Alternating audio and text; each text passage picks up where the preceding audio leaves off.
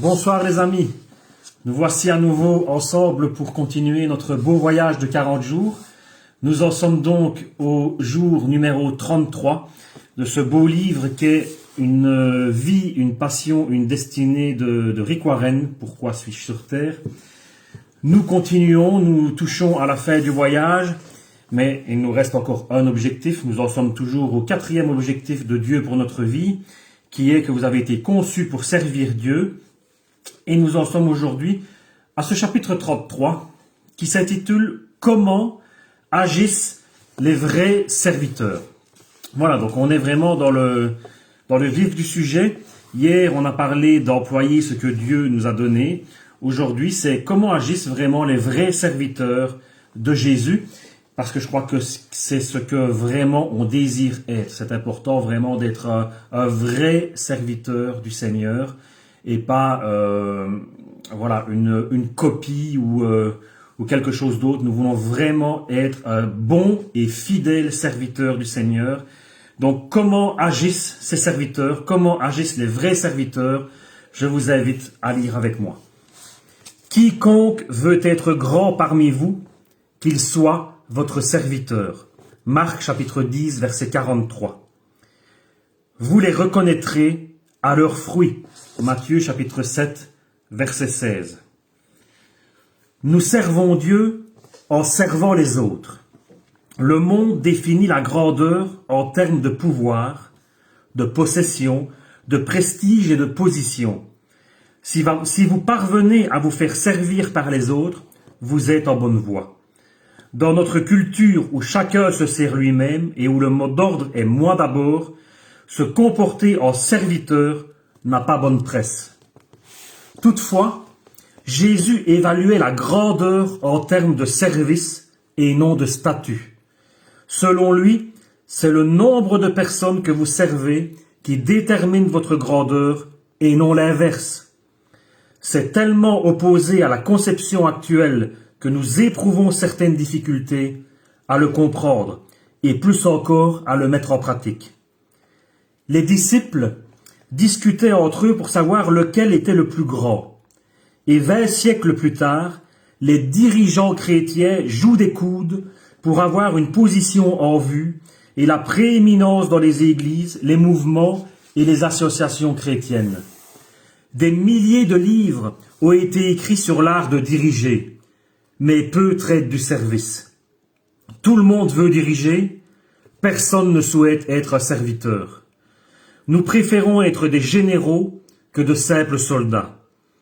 Les chrétiens eux-mêmes veulent être des serviteurs dirigeants et non des simples serviteurs. Mais être comme Jésus, c'est être un serviteur. C'est ainsi qu'il se désignait lui-même. Certes, pour servir le Seigneur, vous devez connaître votre profil, on l'a vu les jours précédents, mais il est encore plus important que vous ayez un cœur de serviteur. Souvenez-vous que Dieu vous a façonné pour servir et pas pour vous replier sur vous-même. Si vous n'avez pas un cœur de serviteur, vous serez tenté de vous servir de votre profil spirituel pour votre profit personnel. Vous aurez tendance à le brandir pour vous exempter de pourvoir à certains besoins. Et c'est ce qui se passe, c'est ce qu'on voit trop souvent malheureusement, que beaucoup de leaders et de dirigeants utilisent leur position pour leur profit personnel. Alors que on devrait tout faire pour la gloire de Dieu. Souvent, l'Éternel éprouve notre cœur en nous demandant de le servir de certaines façons pour lesquelles nous ne sommes pas qualifiés.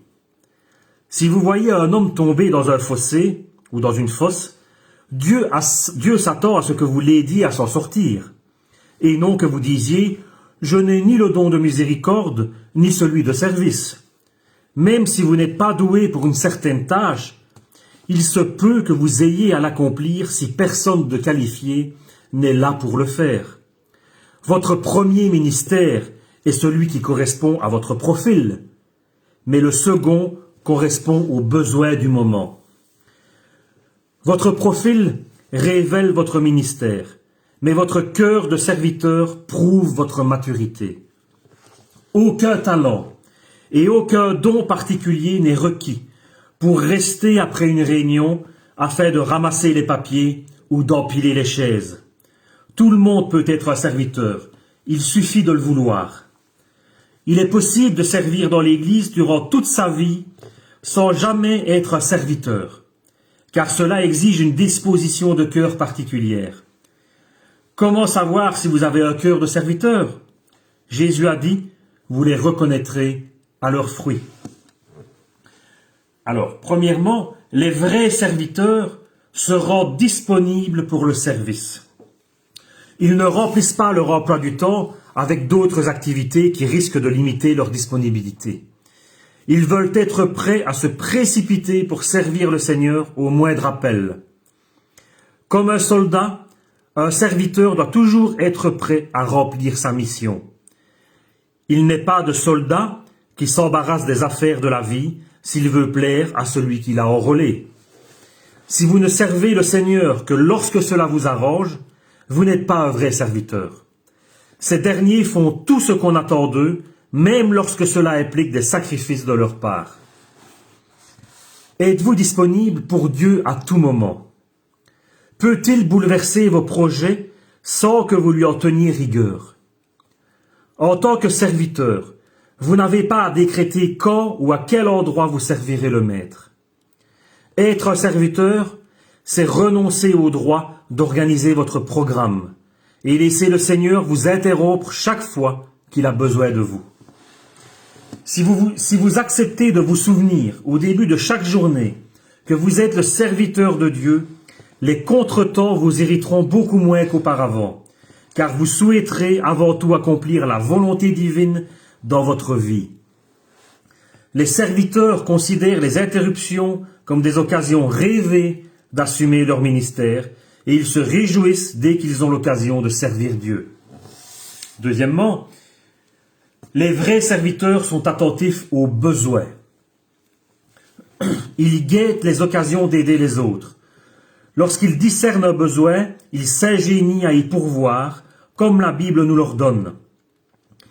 Tant que nous en avons l'occasion, faisons du bien à tout le monde, et en premier lieu à ceux qui appartiennent à la famille des croyants. Lorsque le Seigneur place devant vous quelqu'un qui a de besoin, il vous donne l'occasion d'accroître vos capacités de serviteur. Vous remarquerez que Dieu vous demande de faire passer vos frères et sœurs dans la foi en premier, et non de les mettre à la queue de votre liste. Nous manquons de nombreuses occasions de servir le Seigneur parce que nous ne sommes pas assez sensibles et spontanés. Les occasions privilégiées de rendre service ne durent jamais longtemps. Elles passent vite et parfois sans espoir de retour. Vous n'aurez peut-être qu'une seule chance de servir quelqu'un. Ne laissez pas passer l'occasion. Ne dis pas à ton prochain de revenir le lendemain lorsque tu peux donner immédiatement ce qu'il demande. John Wesley, pour ceux qui connaissent, c'était vraiment un homme de Dieu, un artisan vraiment du réveil de l'Église. John Wesley était un serviteur de Dieu hors du commun. Sa devise était « Fais tout le bien que tu peux, par tous les moyens possibles, dans tous les lieux possibles, chaque fois que tu en as la possibilité, à tous les gens possibles, aussi longtemps que tu le pourras. » On va le relire parce que c'est intéressant comme déclaration. « Fais tout le bien que tu peux, par tous les moyens possibles, dans tous les lieux possibles, aussi longtemps... je relis parce que je viens de fourcher, excusez-moi. Fais tout le bien que tu peux, par tous les moyens possibles, dans tous les lieux possibles, chaque fois que tu en as la possibilité, à tous les gens possibles, aussi longtemps que tu pourras. Waouh! Voilà la vraie grandeur. Vous pouvez commencer par effectuer de petites tâches que personne d'autre n'a envie de faire. Accomplissez ces choses minimes comme si elles étaient essentielles, car le Seigneur vous observe. Troisièmement, les vrais serviteurs tirent le meilleur parti possible de tout ce qu'ils ont. Ils ne cherchent pas d'excuses, ne remettent pas leur travail à plus tard, et n'attendent pas de circonstances plus favorables.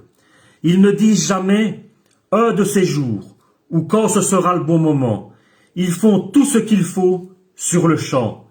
La Bible déclare « Si vous attendez que les conditions soient parfaites, vous ne ferez jamais rien ». Dieu s'attend à ce que vous fassiez ce que vous pouvez, avec ce que vous avez, là où vous êtes. Un service imparfait est toujours préférable à d'excellentes intentions. Beaucoup de gens ne servent jamais le Seigneur parce qu'ils craignent de ne pas être assez bons pour le faire. Ils ont cru au mensonge selon lequel le service était réservé aux superstars.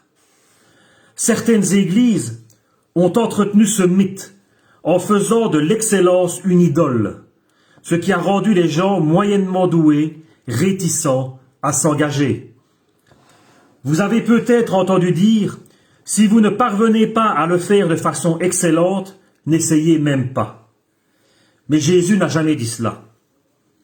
En réalité, au départ, presque tout ce que nous entreprenons commence médiocrement. C'est ainsi que nous apprenons. À l'église de Saddleback, nous partons du principe « assez bon ».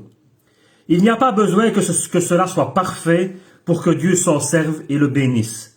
Nous préférons enrôler des milliers de personnes dans le ministère que d'avoir une assemblée parfaite tenue par quelques chrétiens exceptionnels. Quatrièmement, les vrais serviteurs effectuent toutes les tâches avec la même consécration. Quoi qu'ils fassent, ils l'accomplissent de tout leur cœur, peu importe l'insignifiance de leur tâche. La seule chose qui les préoccupe, c'est que cela soit utile. Jamais vous ne parviendrez à un stade où vous serez trop important pour les menues besognes. Jamais le Seigneur ne vous en exemptera. Cela fait partie de la formation de votre caractère.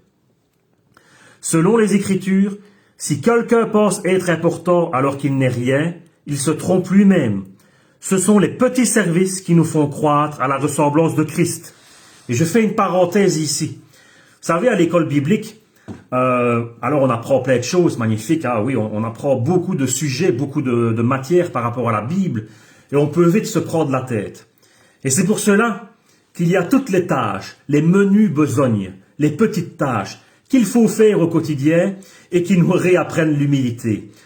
Faire la vaisselle, nettoyer les chambres, vider les égouts, vider les poubelles, les amener, aller au parc à conteneurs, nettoyer les corniches. Je me souviens d'en avoir fait plein des choses comme ça à l'école biblique en Angleterre. Et on peut vite se dire, je suis à l'école biblique, je suis vraiment à un niveau extraordinaire, je suis un grand serviteur du Seigneur. Il faut arrêter. Ça n'a rien à voir. Et c'est pour ça que toutes ces tâches, ces menues besognes, on n'en sera jamais exempté. On doit les faire. Ce sont des tâches qui nous apprennent l'humilité. Et c'est pareil dans l'Église. C'est pas parce qu'on est pasteur ou qu'on est ancien ou qu'on est conducteur de louange qu'on doit se limiter. Ah, moi je fais ma louange. Ah, moi je fais ma prédication. Ah, moi je fais ça. Non. On doit tous travailler ensemble dans les petites tâches comme dans les grandes. On ne doit pas dire « Ah, moi je suis pasteur, je m'assieds à table et je me fais servir par les autres ». Non. Notre vie, à tous, est une vie de service. Et nous devons servir les autres. Et s'il y a lieu de vider les poubelles, s'il y a lieu de nettoyer les toilettes, s'il y a lieu de faire du bien à quelqu'un d'autre, nous devons le faire, que l'on soit pasteur, ancien, serviteur, conducteur de louanges, etc. Ça, c'est ma parenthèse. Je pense qu'il n'y a pas de hiérarchie. Il n'y a pas de hiérarchie dans l'Église. C'est Jésus qui est le maître. C'est Jésus qui est notre modèle, qui est notre exemple. C'est vers Jésus qu'il faut regarder. Et quand on voit ce que Jésus est venu faire sur terre, il n'est pas venu simplement prêcher, apporter la bonne nouvelle. Il n'a pas simplement guéri les malades, mais il a aussi aidé les plus faibles. Il a aussi fait toutes ces tâches, ces petites tâches qui incombe à tout le monde. Il a servi les autres, il a aidé les autres. Et c'est ça notre premier rôle dans l'Église, c'est de servir les autres. Amen. Je continue la lecture. Jésus, voilà, même sans avoir eu la prochaine ligne, Jésus se spécialisait dans les petites tâches que tous les autres s'ingéniaient à éviter. Laver les pieds, aider les enfants, préparer le petit déjeuner et s'occuper des lépreux. Rien n'était indigne de lui parce qu'il était venu pour servir. Ce n'était pas malgré sa grandeur qu'il les accomplissait, mais à cause d'elle. Et il s'attend à ce que nous suivions son exemple. J'avais même pas lu ce petit paragraphe avant de faire ma parenthèse. Donc vous voyez, je pense que le Saint-Esprit est là et qui nous indique vraiment la volonté de Dieu pour notre vie, un cœur de serviteur. Les petites tâches révèlent souvent un grand cœur. Votre mentalité de serviteur se montre fréquemment par de petits actes que d'autres ne pensent pas à accomplir, comme Paul lorsqu'il a ramassé des brindilles pour allumer un feu dans le but de réchauffer tout le monde après un naufrage. Il était aussi épuisé que les autres, mais il a fait ce dont ses compagnons avaient besoin. Quand on a un cœur de serviteur, aucune tâche n'est trop humble. Les grandes occasions ont souvent l'aspect de menues besognes. Les petites choses de la vie déterminent les grandes. Ne cherchez pas à faire des actes spectaculaires pour le Seigneur. Accomplissez les petites choses et Dieu vous montrera ce qu'il veut vous voir réaliser. Au lieu de tenter des coups d'éclat, assurez des services ordinaires. Il y aura toujours plus de gens qui voudront réaliser des exploits pour le Seigneur que de volontaires pour les tâches insignifiantes. La course au succès est très répandue, mais les véritables serviteurs font cruellement défaut. Parfois, vous servez avec empressement les personnes en vue, mais vous oubliez celles qui ont des besoins criants. En tout cas, une chose est sûre, vous apprendrez à avoir une mentalité de serviteur lorsque vous accomplirez tout ce dont les autres ont besoin. Amen. Cinquièmement, les vrais serviteurs sont fidèles à leur ministère. Ils terminent leurs tâches, assument leurs responsabilités, tiennent leurs promesses et restent fidèles à leur engagement. Ils ne laissent jamais un travail à moitié fait et ils ne baissent pas les bras lorsqu'ils sont découragés. Ils sont dignes de confiance. On peut vraiment compter sur eux. La fidélité a toujours été une qualité rare. La plupart des gens ignorent le sens de l'engagement. Ils donnent leur accord sur un coup de tête. Puis ils changent d'avis pour un oui ou pour un non sans hésitation, ni remords, ni regret. Chaque semaine, des églises et d'autres organismes doivent improviser parce que des bénévoles ne se sont pas préparés ou se sont absentés à la dernière minute, parfois sans même se donner la peine de passer un coup de fil. Les autres peuvent-ils compter sur vous? Y a-t-il des promesses que vous devez observer, des vœux que vous tardez à accomplir, des engagements que vous avez négligé d'honorer? C'est un test. Dieu éprouve votre fidélité. Si vous réussissez ce test, vous serez en bonne compagnie. Abraham, Moïse, Samuel, David, Timothée et Paul ont tous été nommés de fidèles serviteurs de Dieu. Mieux encore, le Seigneur a promis de récompenser votre fidélité dans l'éternité. Imaginez ce que vous ressentirez si un jour vous entendez Dieu vous dire « C'est bien, bon et fidèle serviteur, tu as été fidèle en peu de choses, je te confierai beaucoup, entre dans la joie de ton maître. » À ce propos, précisons que les vrais serviteurs ne prennent jamais leur retraite. Tant qu'ils sont en vie, ils servent fidèlement leur maître. Vous pouvez prendre votre retraite professionnelle, mais jamais votre retraite spirituelle. Amen. Sixièmement, les vrais serviteurs savent rester humbles. Ils ne se vantent pas et ne cherchent pas à attirer l'attention sur eux. Au lieu d'agir pour impressionner les autres, ils se revêtent d'humilité et ils se servent mutuellement. S'ils sont réputés pour leur service, ils l'acceptent modestement, mais ils ne se montent pas la tête et poursuivent leurs tâches. Paul évoquait un genre de service qui semblait spirituel, mais qui n'était qu'un prétexte, une mise en scène, un moyen d'attirer l'attention. Il qualifiait cela de tentative de plaire à des hommes. La motivation consistait alors à impressionner son entourage, afin de lui montrer sa spiritualité. C'était le péché des pharisiens. Ils aidaient les autres, ils faisaient des dons et ils priaient pour se donner en spectacle. Jésus détestait cette attitude. Il nous a prévenus. Prenez garde de ne pas accomplir devant les hommes pour vous faire remarquer par eux ce que vous faites pour obéir à Dieu. Sinon, vous n'aurez pas de récompense de votre Père céleste. Voilà. Il est dur ce verset. Hein? La vantardise est à l'opposé de l'esprit de service. Les vrais serviteurs n'agissent pas pour que les autres les approuvent et les couvrent d'applaudissements. C'est à Dieu qu'ils cherchent à plaire. Comme le faisait remarquer Paul, si je plaisais encore aux hommes, je ne serais pas serviteur de Christ. Vous ne trouverez pas tellement de serviteurs sous les feux des projecteurs. En fait, ils évitent chaque fois que c'est possible. Ils se contentent de servir tranquillement le Seigneur dans l'ombre. Joseph constitue un bel exemple dans ce domaine. Il n'a pas cherché à attirer l'attention sur lui, mais il a servi paisiblement Potiphar, puis son geôlier, puis le panetier et les chansons du roi. Et le Seigneur a béni son attitude. Lorsque Pharaon lui a donné une place de choix, il a gardé un cœur de serviteur, même avec ses frères qu'il avait trahis. Malheureusement, de nombreux dirigeants actuels commencent par être des serviteurs, mais finissent par devenir des vedettes. Ils prennent goût au feu de la rampe, sans se rendre compte que ces derniers les aveuglent. Peut-être servez-vous le Seigneur dans l'ombre d'un trou perdu. Vous vous sentez anonyme et inconnu. Dans ce cas, écoutez-moi. Dieu vous a placé là où vous êtes pour une bonne raison. Il sait combien de cheveux vous avez sur la tête et il connaît votre adresse. Mieux vous restez là où vous êtes jusqu'à ce qu'il vous fasse signe de déménager. Votre ministère compte dans le royaume de Dieu. Votre véritable vie, c'est le Christ, et quand il paraîtra, alors vous paraîtrez aussi avec lui en participant à sa gloire. En attendant, acceptez de bon cœur de rester dans l'ombre. Il y a plus de 750 panthéons en Amérique et plus de 450 publications Who is Who, mais vous ne trouverez guère de véritables serviteurs dans ces lieux.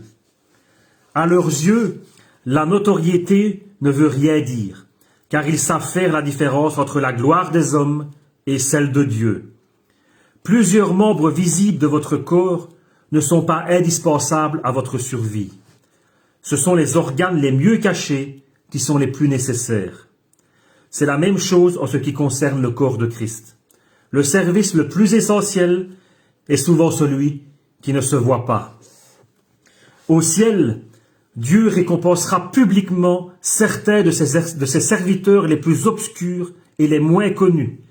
Des gens dont on n'aura jamais entendu parler sur la terre, qui auront élevé des enfants perturbés, lavé des vieillards incontinents, soigné des malades atteints du sida et servi le Seigneur de 1000 autres manières passées inaperçues. Et je vais vous raconter un témoignage en conclusion à la fin, il me reste quelques lignes à lire, un témoignage qui franchement a changé ma vie. Sachant cela, ne soyez pas découragés lorsque votre service est ignoré ou est considéré comme allant de soi. Continuez à servir votre Dieu. Travaillez sans relâche pour le Seigneur, sachant que la peine que vous vous donnez au service du Seigneur n'est jamais inutile. Dieu remarque le plus petit geste accompli pour lui, et il le récompensera. Souvenez-vous des paroles de Jésus. Celui qui donne même un simple verre d'eau fraîche à l'un de ses petits, parmi mes disciples, parce qu'il est mon disciple, recevra sa récompense. Amen. C'est la fin du chapitre 33. L'idée à méditer, c'est « En servant les autres, je sers le Seigneur ». Le verset à apprendre, « Celui qui donne même un simple verre d'eau fraîche à l'un de ses petits parmi mes disciples, parce qu'il est mon disciple, recevra sa récompense ». Matthieu chapitre 10, verset 42. La question à me poser aujourd'hui est celle-ci. Laquelle de ces 6 caractéristiques du vrai serviteur me pose le plus de problèmes? Voilà, et je vous laisse y répondre pour vous. Et j'ai un petit témoignage vraiment par rapport à ça. Beau et d'excellents souvenirs, mon fier Pierrot, oui. J'en ai des beaux et des excellents de souvenirs. Et justement, voilà, je vais rappeler encore un souvenir de l'école biblique. Et c'est pour parler de ces serviteurs de l'ombre qu'on ne voit pas, qui sont les moins connus, mais qui auront pour moi une belle couronne dans le ciel. Tous ceux qui s'occupent justement d'enfants perturbés, laver les vieillards, etc., comme on a lu. J'ai un témoignage. Un jour, lorsque j'étais à l'école biblique en Angleterre, on était, je pense, 4 étudiants. Un dimanche, on a été envoyés dans une église, donc pour s'occuper de la réunion, donc pour exercer le ministère. Donc on devait faire la prédication, la présidence, la louange, un témoignage et l'autre. On était dans une petite église tout près de Brighton, tout près de la mer, dans le sud de l'Angleterre. Je pense que oui, la ville s'appelait New Haven et c'était une toute petite église. Donc on a exercé notre ministère là-bas, on a prêché, on a présidé, enfin on a fait ce qu'on devait faire. Et à la fin du culte, on était invité par un monsieur à manger donc dans sa maison. Donc voilà, on s'est rendu dans sa maison et là nous est venu vraiment les larmes aux yeux quand on est allé dans cette maison, parce que ce monsieur, un homme qui avait, à cette époque-là, je pense qu'il avait une quarantaine d'années, une cinquantaine d'années, et il s'occupait d'enfants handicapés mentaux et physiques. Et il avait 3 enfants, c'était 3 enfants qui étaient nés, si mes souvenirs sont bons, de parents qui étaient dans la drogue, etc. Et donc les enfants sont nés handicapés mentaux et physiques, voilà. Et ils étaient là avec nous. C'était pas possible de communiquer parce qu'ils n'avaient même pas la parole. Enfin, ils étaient vraiment mal en point, ces enfants, je dirais, handicapés. C'était vraiment triste à voir. Mais il y a quelque chose qui nous a... ce monsieur nous a ouvert sa maison. Il y avait un buffet pour manger extraordinaire. Donc il nous a invités, nous, et d'autres personnes de l'église. Un buffet extraordinaire. Il avait tout préparé. Waouh, chapeau, vraiment, à manger. Alors qu'on sait qu'il devait s'occuper constamment de ses enfants. Et ce qui nous a frappé, on était les 4 étudiants de la BTI, ce qui nous a frappé tous les 4 vraiment, c'était l'amour qu'il avait pour ses enfants. Waouh! C'était pas les siens, hein. Il les avait, c'était des enfants adoptés, parce que c'était des enfants qui étaient nés vraiment de parents drogués et qui ne pouvaient pas s'en occuper, et qui étaient nés handicapés, et donc n'avaient pas les moyens de s'en occuper. Et donc lui, il les avait pris, ils étaient chez lui, il les a élevés, et il s'en occupait. C'est des enfants qui ont besoin d'une assistance 24 heures sur 24. Et l'amour qu'il leur donnait, c'était extraordinaire. Il les embrassait, il les enlaçait, alors que physiquement, ils étaient vraiment handicapés, etc. Et l'amour qu'il leur donnait, waouh, l'amour qu'il leur donnait, nous on en avait les larmes aux yeux, que quand on est sorti de cette maison, on a repris la petite camionnette pour retourner à la BTI, on était tous en train de pleurer dans la camionnette, et on a prié pour ce monsieur, on était dans la camionnette, on a prié pour ce monsieur, on a dit Seigneur, on a dit Seigneur, lui, ce monsieur-là, hein, quand on sera au ciel, hein, c'est lui qui doit avoir la place la plus importante. C'est ce qu'on a dit. J'en ai encore des frissons. Il dit, ce gars-là, ce monsieur-là, il nous a donné une leçon de vie, quand je vois comment il s'occupait de ses enfants, il nous a donné une leçon de vie, une leçon d'humilité. Et la récompense que l'on aura dans le ciel, c'est d'abord lui qui doit l'avoir. C'est ce que j'ai dit, c'est lui qui doit avoir la plus belle. Parce que quand je vois ce qu'il fait sur la terre, j'en serais pas capable. Et quand je vois ce qu'il fait, je dis Seigneur, lui, il mérite vraiment une récompense. Et on a quitté là les larmes aux yeux, on a quitté cette maison les larmes aux yeux, on a prié pour eux. Et là, on s'est vraiment rendu compte de ce qui était le cœur de serviteur, de l'amour qu'on peut avoir pour le Seigneur, de pouvoir s'occuper d'enfants, de gens comme ça. Et voilà, la récompense extraordinaire qui nous attend au ciel, moi j'ai dit sincèrement, je dis Seigneur, lui, il mérite plus que moi. Voilà. Et je suis sincère quand je le dis, ce qu'il fait avec ses enfants, c'est fabuleux, c'est extraordinaire. Et je prie le Seigneur et je remercie le Seigneur de le bénir, de bénir cet homme, de bénir ses enfants et de lui donner une place extraordinaire au ciel parce qu'il la mérite. Voilà, j'en ai terminé pour aujourd'hui. Merci de m'avoir écouté. Que Dieu vraiment vous bénisse. On se voit demain dimanche à 20h pour le chapitre 34. Toujours dans ce 4e objectif, ce chapitre 34 qui dit avoir une mentalité de serviteur. On voit ça demain ensemble à 20h. En attendant, passez une bonne soirée et que le Seigneur vous bénisse. Amen. Merci.